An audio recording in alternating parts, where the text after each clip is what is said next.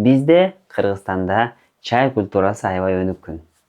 Конок келеби, өзүбүз болобузбу, келиңиз чай ичиңиз, чай ичели деген культурабыз бар.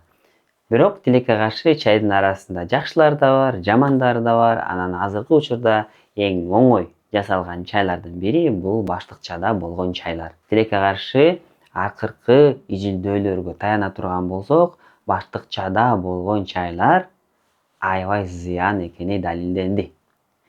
Эмне үчүн десеңер, баштыкчаны өзүңүздүн чыныңызга салып туруп үстүнө ысык сууну куйганда, ошо баштыкчанын ичиндеги болгон пластиктин курамында болгон микро бөлүкчөлөр бөлүнүп чыгат дагы, анан кийин сиздин чайыңызга кирет.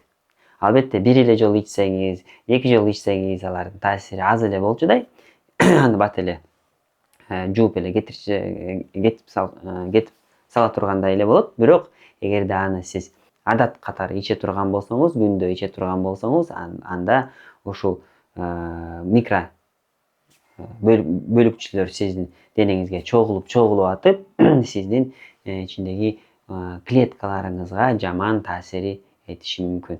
Жана ошо клеткаңыздын мутациясына алып келиши мүмкүн.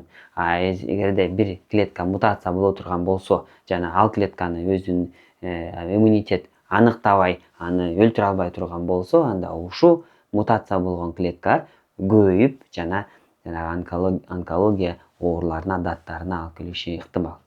Андыктан пластиктен алыс болуңуздар, өзгөчө пластик менен ысык сууну, ысык нерселерди жоготпогонго аракет кылыңыздар. Бул бир гана пластик баштыкчаларда болгон чайлар эмес, бул ошондой эле турган пакеттеги тамак аштар, аларды жанагы микротолкун печкасына салганда дагы ошондо дагы бөлүп чыгарат. Андыктан негизи пластиканы кухняга, ысык жерлерге жолотпогонго аракет кылалы.